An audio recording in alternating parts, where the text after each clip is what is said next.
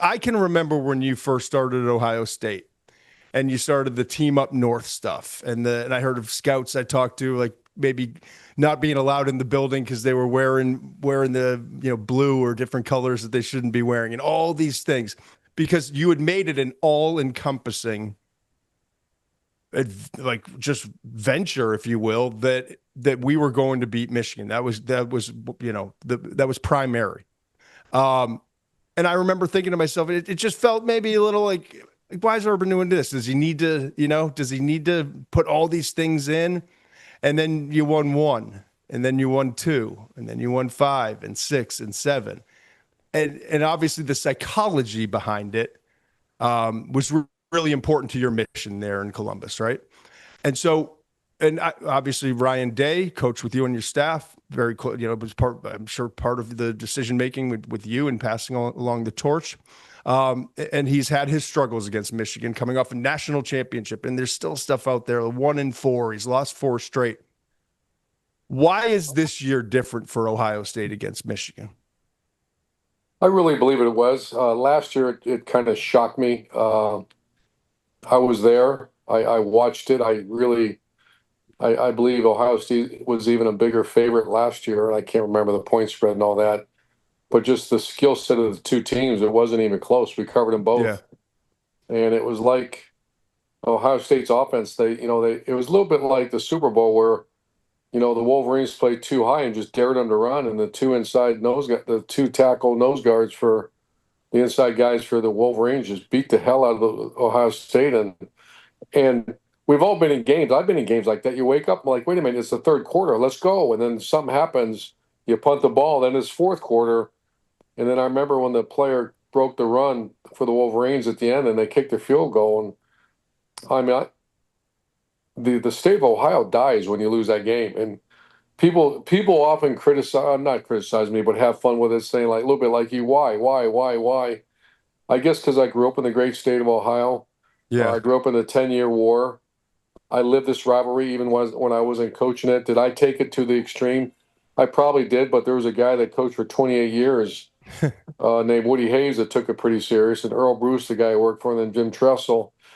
So I tried to, and I didn't do it to be silly, and I would get really pissed off, Todd, if I ever hurt our players or staff, I mean, and everybody knew that was going to be a really bad day for you if someone made light of the fact that we won't say that team's name, we'll never disrespect them.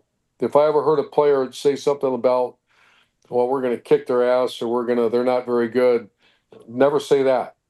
Yeah. Because the minute someone thinks that the Wolverines don't have great players, you have no idea what you're talking about. Those are great players, and they're certainly going to play their best in this game. Coach, first of all, McShay forgets his manners. Happy Thanksgiving. I hope you and your family have a great holiday season. Done that before. It would have been, yeah. would have been nice if you had gotten off on the right foot, but that's all right. You've coached in a lot of big games, obviously. Utah, Florida, Ohio State. Not just this rivalry game. Do you tweak your approach the week of a big game like this to make sure that your guys aren't peaking too early? Do you want to keep it business as usual so they're on the same regiment? Players get used to things, or do you do something a little bit different and acknowledge that this one's a little bit different than the other ones? No, this is completely different. Not so much game week. That's more throughout the year. For example, we'll have team up. We used to call them team up north periods throughout spring practice. In January and February, we'd at least once a week have a team up north workout. And all we do is just to make sure it's on their mind. We'll play constant documentaries and rivalry videos throughout the year. I'll pick a day, I'll come in and I'll say, screw it, make this the Wolverine workout. And all the coaches will be in there and, just that much more intense. But the week of, you're other than, we used to have the band come over on Sunday and do the Script Ohio with our players. You come out to practice on Tuesday, and the scout teams, they actually tape their helmets to look, the wing helmets, to be maize and blue. But no, at the end of the day, you got the most prepared team's going to win. So we don't do a lot differently as far as preparation. It's more leading up to the game and in the off season, and I never want that team not to be on the minds of our players. This Ohio State defense, here's how I look at it. you lose 8 guys to the NFL draft. I mean, that team was loaded defensively, and a lot of like big time players. And then you come back this year and you not only have, 8 new starters, and obviously Caleb Downs is there and Styles is there. And Arvell Reese is going to be a really good player, but he hasn't done it as the guy yet. And then you also bring in a new coordinator. And now we're looking at this defense, and like, quite honestly,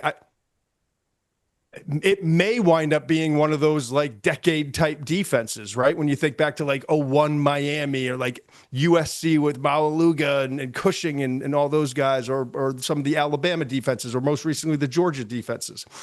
But I don't know that anyone can stamp it yet because they haven't necessarily played the schedule where you can pinpoint 4 or 5 different games where they've had to step up. But if they continue on this trajectory, maybe it is one of those defenses. So when you started out in coaching, you were one of the reasons you rose so fast early on was the spread attack and finding players in space and the creativity of it. I'm curious, when you watch this Ohio State defense, when the offensive mind starts to churn a little bit, how would you try to attack it? Is it tempo? Is it trying to the mobility of the quarterback, knowing what you have personnel wise, Michigan?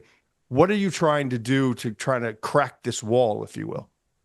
I watched Ohio State defense, first of all, because I'm intrigued by it, and Matt Patricia has been a friend for mine 20 years. And when I watch it, I always try to find indicators. That's my first, for 40 years, that's what you do as an offensive coach. You turn on play. You're not watching the ball. You're watching the safeties. You're watching the rotation. You're watching if there's something that's going to tell you where it's coming from. And that's what they do a great job of. So, instantaneously, if I watch a game on TV, yep. I'm not watching that. I'm watching they're called indicators. In the old days, it was when the boundary safety was 3 yards off the hash, the corner was in press, it was corner blitz. Yep. If the strong safety was inside number 2 and the free safety was cheating towards the field, it was a field blitz. Teams are the evolution of defensive football because of the self-scout, the analytics, and all the video. And, Patricia, and he tells me the intelligence of his players, that's the hardest thing right now. I don't know where it's coming from, and I'm a pretty good eye. Yeah. I can imagine a young true freshman quarterback in Ann Arbor watching what they've been doing and saying, okay, now where's it? That's the whole key. It's really good conversation. What's the whole key as an offense? Where's it coming from?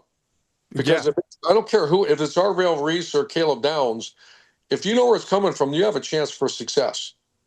Because all you got to do is get hat on hat and you get plus yardage, even if it's great players.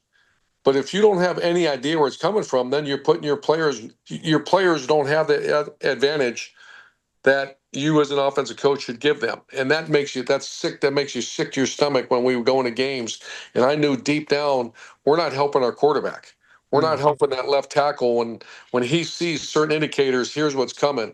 And I think that's, other than great players, there's no indicators. Oof. And so now, all right. So now you're calling plays for Michigan on Saturday. Yeah. Is it simplify to not put this freshman quarterback in this game against that defense and that personnel without great indicators where you feel like you're giving them a schematic advantage? Is it simplify? Like what is it that you're trying to do to try to put him in the best position to succeed, knowing, just watching the tape, like unbelievably talented, big, strong, mobile, big time arm, but there's still some real true freshman mistakes and not seeing things even when they aren't Matt Patricia and Ohio State-esque? Yeah, I'd put double tape on his ankles. I'd make sure.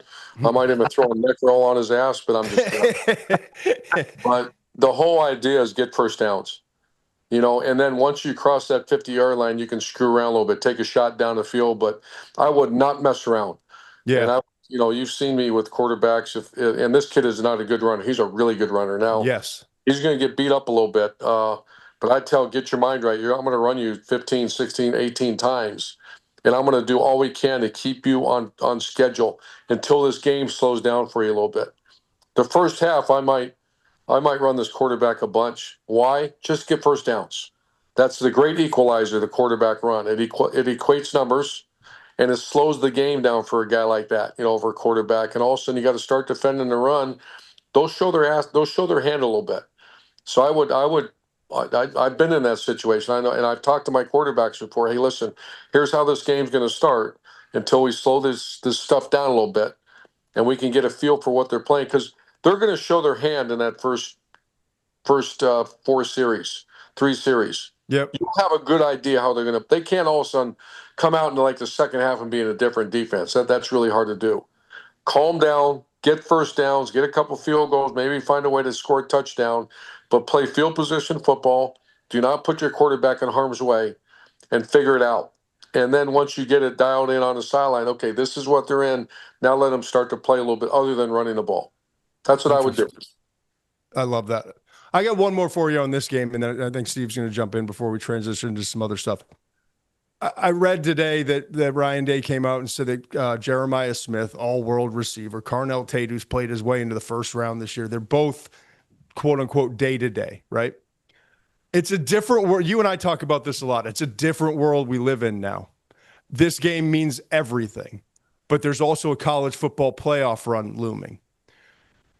I know these decisions are made by doctors, but do you handle this situation any differently? Like, if this was the last game and there was no national championship, you're kind of, like you said, double tape their ankles, whatever you got to do to get them out there and play.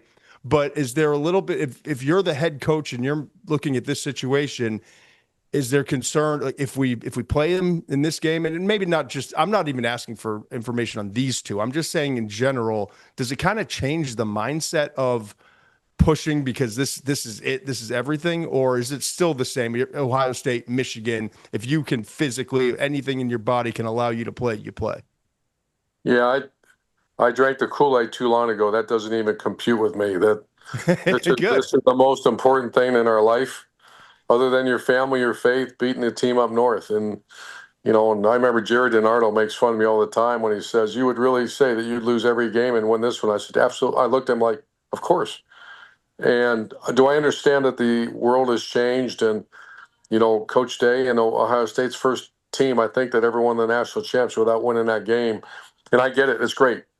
But you're talking to an old school Buckeye that, Yeah. no. This is it. We trained on this one for 365. So no. This, if you can go, we can go. We're going to win this game.